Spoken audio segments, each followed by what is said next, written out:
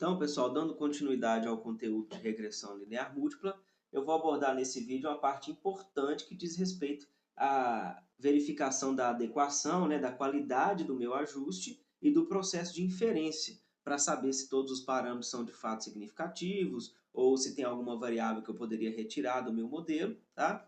E assim como na regressão simples, esses processos de adequação e de inferência, eles usam, né, a ideia da partição da variabilidade total da minha variável y, na parte que é explicada pelo modelo, esse SQREG, né, a parte que é da variabilidade explicada pelo meu modelo que contém o meu conjunto de variáveis x, e pela parte que fica explicada pelo erro ou pelo resíduo. O ideal é que a maior parte da variabilidade seja explicada pelo modelo e pouca parte seja explicada pelo resíduo para eu ter um bom ajuste, certo?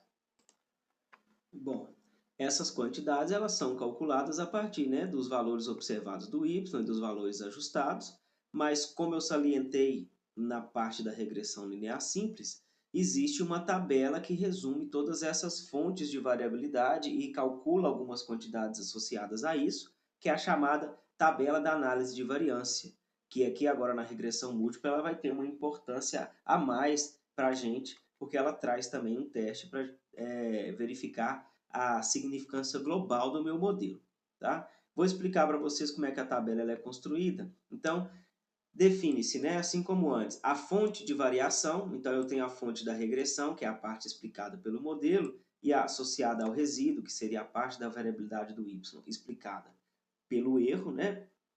A parte da regressão é a parte explicada pelo modelo, desculpe, e o resíduo se refere à parte da variabilidade total que é explicada pelo erro. Então, se eu junto as duas partes, o SQREG e o SQ resíduo, eu tenho o total.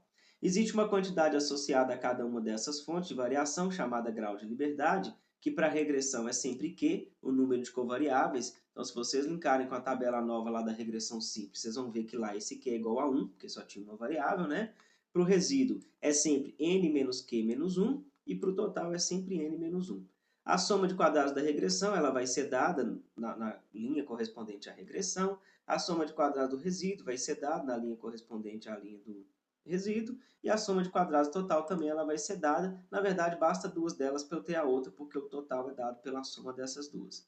Existe uma quantidade chamada de quadrado médio, que é basicamente a soma de quadrados dividido pelo grau de liberdade correspondente. Então, aqui é a soma de quadrados da regressão dividido por Q, é o que a gente chama de quadrado médio da regressão. A soma de quadrados do resíduo dividido pelos graus de liberdade associados é o quadrado médio do resíduo. E uma estatística chamada F, que é a razão entre esses quadrados médios da regressão e do erro, ela é uma forma da gente testar a significância global do nosso modelo, como eu vou tratar na frequência, e a tabela nova ela sempre traz também, em geral, o valor P associado a essa estatística. Nós vamos aprender a como interpretar ou a que teste se refere essa estatística F, e ele é importante ter feito na regressão múltipla. Antes de falar da parte da inferência, eu vou só usar essas quantidades para tratar com vocês de uma medida de qualidade do ajuste. Lá na regressão linear simples, nós aprendemos a respeito de um coeficiente chamado coeficiente de determinação, que é o R ao quadrado, que ele mede o quanto da variabilidade da minha variável resposta, o y, que é explicada pelo meu modelo. Se a minha variabilidade total é representada por essa quantidade SQ total, a proporção explicada pelo modelo é a soma de quadrados da regressão dividido pelo total, como nós aprendemos lá. Uma característica importante dessa medida é que sempre que a gente aumenta uma covariável no nosso modelo, esse R ao quadrado ele sempre aumenta. Por mais que a variável não seja significativa, por mais que ela explique muito pouco, ele sempre aumenta. Então, ele não é uma medida usual quando a gente está comparando modelos, em particular, se modelos têm número diferente de covariáveis. O que eu estou querendo dizer? Às vezes você tem um modelo inicial com um conjunto de 5 variáveis, você faz uma análise de um outro modelo com apenas 3 e quer verificar qual deles é o melhor, né? Olhar para o R ao quadrado não é uma coisa apropriada nesse caso, porque ele sempre vai favorecer modelos que tenham um número maior de variáveis. Então, nesse contexto, aparece o que a gente chama de coeficiente de determinação ajustado, que é esse R quadrado, ADJ, AJD.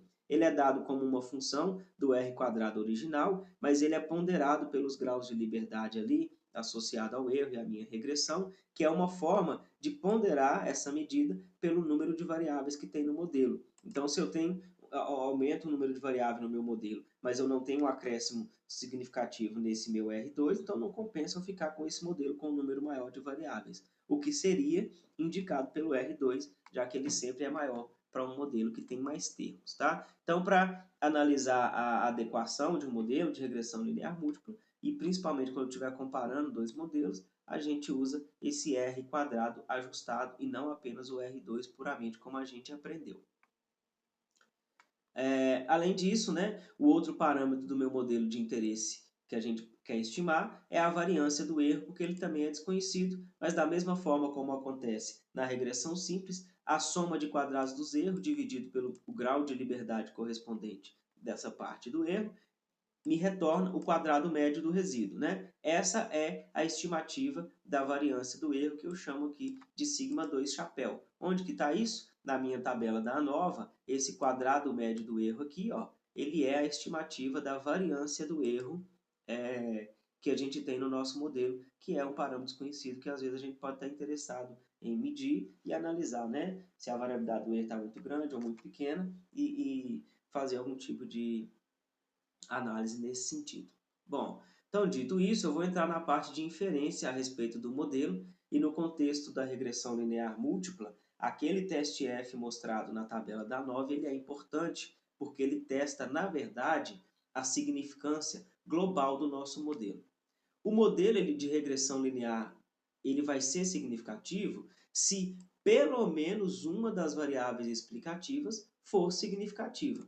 Por quê? Se eu assumo aquela estrutura linear onde eu tenho um conjunto de Q variáveis supostamente relacionadas ao Y, mas nenhuma delas, né, para nenhuma delas o meu coeficiente ele é diferente de zero na população, então quer dizer que em nada aquele modelo me serve para explicar a média do Y em termos dessa relação linear, né? Lembre que quando a gente está fazendo, eu falo de inferência, eu estou levando o meu modelo ao nível da população. Por que que isso é importante? A gente tem uma única amostra de vetores, né, de y e x, colhido numa amostra de tamanho n. Com base nesta amostra, a gente encontra os estimadores de mínimos quadrados para o beta 1, beta 2, beta q e todos os parâmetros do meu modelo. Mas pode ser que na população essa relação não seja significativa. Uma ideia similar ao que eu exemplifiquei até com uma ilustração no caso da regressão simples, né? Então, para ver se eu posso de fato usar esse meu modelo para fazer predição, assumir que aquela relação que eu encontro com essa amostra, ela é de fato o que acontece na população, a gente tem que checar se o modelo é significativo. E a significância global do meu modelo ela é feita através desse teste F da tabela ANOVA. Quais são as hipóteses nula e alternativa desse teste? A hipótese nula, ela traz a afirmação de que o beta 1 é igual a zero, o beta 2 é igual a zero e o beta q igual a zero. Ou seja, todos os coeficientes ligados a uma covariável, eles são nulos. Essa é o que impõe a minha hipótese nula. O que significa? Se essa hipótese ela é verdadeira, então quer dizer que não existe esse modelo linear na população e nenhuma das minhas variáveis é útil para explicar linearmente a média da variável resposta. A hipótese alternativa, ela traz a afirmação de que para pelo menos uma das minhas variáveis, o coeficiente associado a ela é diferente de zero. Certo? Se pelo menos uma das variáveis for significativa, o seu modelo, no final das contas, então, ele é significativo. Tá? H0 significa o modelo não é significativo, H1 significa o meu modelo, globalmente, ele é significativo. A estatística do teste usada para fazer esse teste conjunto de todas as variáveis ao mesmo tempo é aquela estatística F0, dada na tabela da ANOVA. Ela é denotada por F, não é à toa, é porque essa razão entre os quadrados médios pode-se mostrar que, sobre a suposição de normalidade e independência dos erros, ela segue uma distribuição F de Fisher-Snedeker, com Q graus de liberdade como sendo o primeiro parâmetro e N menos Q menos 1 como sendo o segundo parâmetro. É aquela distribuição F que apareceu quando a gente estava comparando variabilidades, né? E ela aparece aqui justamente porque esse QMR e o QME são termos que medem variabilidade, né? Eu não vou entrar em detalhes teóricos, mas no fundo, se eu tenho essa estatística útil para me contrastar essas duas hipóteses, e eu tenho uma distribuição amostral conhecida para ela, então basta eu calcular o valor P associado, por exemplo, para a gente tomar uma decisão. O valor P, nesse caso, ele é sempre a probabilidade de, naquela distribuição, a gente achar um valor mais extremo do que a minha estatística, e esse valor P, em geral, ele é dado também na tabela nova, ele vai ser dado para vocês. Então, basta eu comparar o valor P com o alfa, de forma que, se o valor P é menor do que o alfa, rejeita-se a hipótese nula. Rejeitar a hipótese nula significa dizer que o modelo ele é, pelo menos em parte, significativo. Tá? Então, se H0 é rejeitada, quer dizer que pelo menos uma das variáveis, né, pelo menos um termo βj,xj, ele deve ser útil para explicar o y linearmente.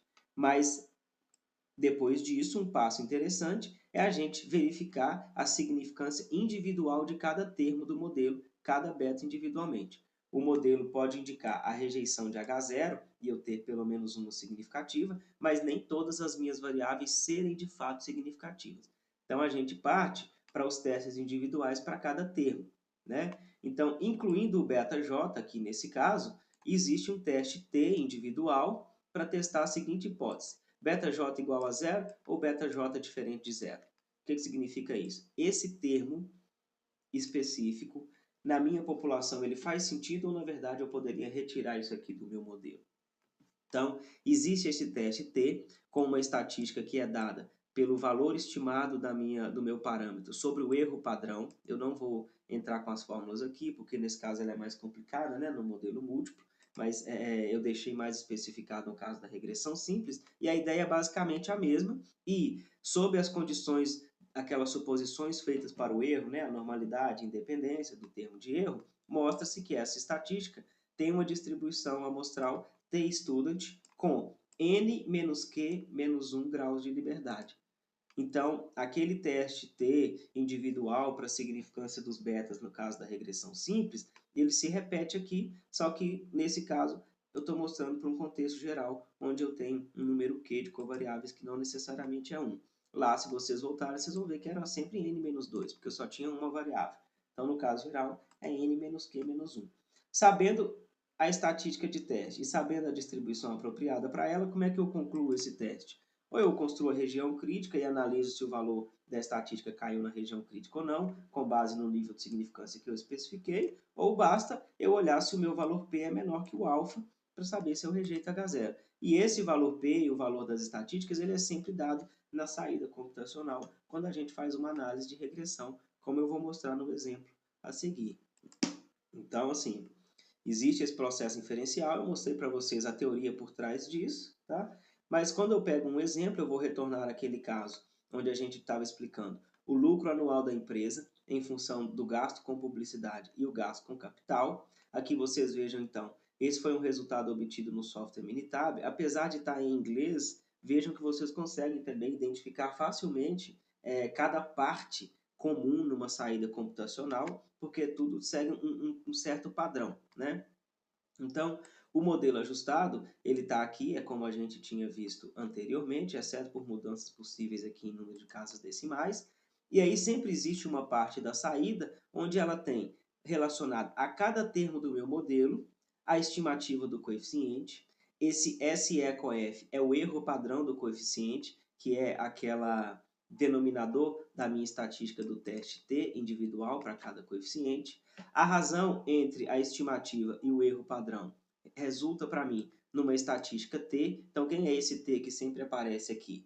É o resultado dessa estatística T para cada um dos meus parâmetros. Aqui eu tenho para o beta 0, para o beta 1, para o beta 2, o beta associado a cada uma das variáveis, e tem um valor P associado a cada uma desses termos individualmente. Tá? Então, essa primeira parte, ela traz para mim aqueles testes individuais. Sempre vai ter uma parte da saída também relacionada à minha tabela da análise de variância. Ah, o que é isso? Para cada fonte de variação, eu tenho a regressão e o erro. Eu tenho o DF, que é o Degrees of Freedom, é o grau de liberdade. Eu tenho o SS, que é a soma de quadrados. Eu tenho o MS, que é o mean square, que é o quadrado médio. Tem uma estatística F e tem uma coisa chamada P. O que é isso? É a soma de quadrados a parte da variabilidade que é explicada pelo modelo, a parte da variabilidade que é explicada pelo erro. Essa é a razão entre a soma de quadrado com o grau de liberdade que gerou essa estatística que me deu esse valor P. Então, a parte inicial é pegar o valor P dessa tabela nova e fazer a conclusão para ela. Qual é a hipótese que está sendo testada aqui nesse caso? A hipótese é de que o beta 1 é igual a zero e o beta 2 igual a zero versus que pelo menos um entre beta 1 e beta 2 sejam diferentes de zero, tá? Essa hipótese, que esse teste está sendo verificado, é uma hipótese desse tipo, onde como eu só tenho beta 1 e beta 2, ela está relacionada só com beta 1 e beta 2. Como o valor P aqui, vamos considerar um nível de significância de 5%, um alfa de 5%. Como o valor P do teste F é menor do que 5%, nós temos evidências para rejeitar a hipótese nula. Ou seja, existe evidência de que pelo menos uma das variáveis é significativa para explicar linearmente a média do lucro anual da empresa. Tá, o modelo então ele é globalmente significativo, mas isso significa que todos os termos devem ser mantidos e são importantes no modelo. Para fazer a análise individual, a gente avalia os valores P dos testes T individuais. O que a gente está vendo aqui é que, dentre as duas variáveis de interesse, a variável capital ela se mostrou não significativa com 5%. Por quê? O valor P ele é maior do que 5%. Certo? Então, eu não rejeito a hipótese nula de que o beta associado à minha variável capital ele é igual a zero. Para a variável, o beta associado à minha variável publicidade, na população, né, a evidência é de que ele é diferente de zero, porque eu rejeito a hipótese nula para o teste associado a esse beta, nesse caso. E com relação ao intercepto, a indicação que eu tenho aqui também é que ele não é significativo. Tá? Então, qual que seria a ideia numa análise de um modelo cujo resultado é esse mostrado aqui? Se eu tenho alguma variável no meu modelo que é não significativa, eu posso retirar essa variável e fazer o ajuste apenas com aquela outra, tá? Se o intercepto ele se mostra não significativo, a última coisa que a gente tira é o intercepto, tá? Então, primeiro eu tenho que fazer um ajuste novamente, retirando a variável capital, tá? E não é, nesse caso aqui, estranho o fato da minha variável capital não mostrar evidência de uma relação linear na população, né, com relação ao lucro. Por quê? Quando a gente fez aquela análise individual da relação, né, descritivamente entre as variáveis, nós vimos que, de fato, a variável capital e o lucro não tinha muita evidência de uma relação linear entre elas. Tinha entre o lucro e a publicidade, e que, globalmente, então, aparecia ter uma relação linear. E aí, agora, de fato, o que nós estamos vendo com o ajuste é esse resultado, de que, entre aquelas variáveis, apenas a publicidade ela é interessante. Só antes de passar para mostrar um novo ajuste, eu vou mostrar para vocês que sempre sai aqui, né, o R quadrado, que é o percentual da variabilidade do lucro, que é explicado pelo modelo que contém o gasto com publicidade e o capital da empresa, e tem também o R quadrado ajustado. Esse R quadrado ele é menor do que o R, esse R quadrado ajustado é menor que o R2, né, puramente, pela forma que eu mostrei para vocês anteriormente. Ele é ponderado pelo número de variáveis que tem no modelo, e se eu quisesse comparar um modelo com o outro, o melhor é olhar esse R ajustado. Bom, no final das contas, pegou-se, né, esse modelo e ajustou-se a variável capital, então nós temos agora uma nova curva, uma nova reta estimada, né, o intercepto modificou, o efeito da publicidade não teve uma mudança tão grande ao retirar o capital, e aí, fazendo o teste F de significância global do modelo, eu tenho que com 5% de significância, rejeita-se a hipótese nula de que o beta é igual a zero, e nesse caso, a estatística do teste F, né, ela é correspondente à do teste T, porque no fundo a gente só tem o beta 1, só tem uma covariável, então as duas hipóteses elas são equivalentes, e assim como a gente viu no caso da regressão simples, que no fundo esse modelo se tornou um modelo de regressão simples, o valor P das duas estatísticas ele tem que ser de fato equivalente, já que as duas estão testando a mesma hipótese, né? O intercepto ele não foi significativo, eu poderia rodar de novo o modelo tirando o intercepto, porque se eu tenho um parâmetro que não é significativo, eu não preciso estimar aquele parâmetro, é uma coisa que a gente chama em estatística de parcimônia. Quanto menos parâmetros seu modelo tiver, melhor. Então, no fundo, a gente teria um modelo direto relacionando só o lucro com a publicidade. Tá? Em termos de percentual de explicação, a gente viu que o R quadrado ajustado, que era de 68,2, ele aumentou um pouco, ele foi para 68,8, enquanto que o R² puramente, ó, ele diminuiu quando a gente tirou uma variável. Uma variável que não era significativa, mesmo não sendo significativa, ela provoca um aumento no R2, fazendo ele ser maior do que um modelo onde eu tenho só variáveis significativas, né? Mas aí o R² ajustado, justamente por ponderar por esse tipo de situação, ele mostrou que, de fato, retirar a minha variável é melhor, porque eu aumentei um pouco a capacidade preditiva do meu modelo. Então, agora, na sequência, vocês vão ver que eu deixei um exercício, um contexto do modelo de regressão linear múltipla, onde a gente quer explicar o percentual de gordura do corpo usando um certo método aqui da equação de Seeley, com relação a várias medidas de circunferência de algumas partes do corpo. Eu trouxe para vocês aqui a matriz de correlações, então nessa primeira coluna você vai ver a correlação da variável resposta com cada uma das variáveis explicativas de interesse no começo do estudo. Esse resto da matriz são as correlações cruzadas, né, de cada uma das variáveis com as outras. Vocês vão ver a saída inicial de um software com o ajuste do modelo para todas essas variáveis. Então, tem aquela parte, né, para cada coeficiente eu tenho a estimativa, o erro padrão, a estatística T, o meu valor P, e tem uma parte da minha tabela nova com aquela minha estatística F e o valor P associado a ela. Depois eu fiz algumas perguntas para serem respondidas e foi feito um novo ajuste, mostrando aqui para vocês também a saída, onde vocês vão ter que verificar agora nessa parte, né, cada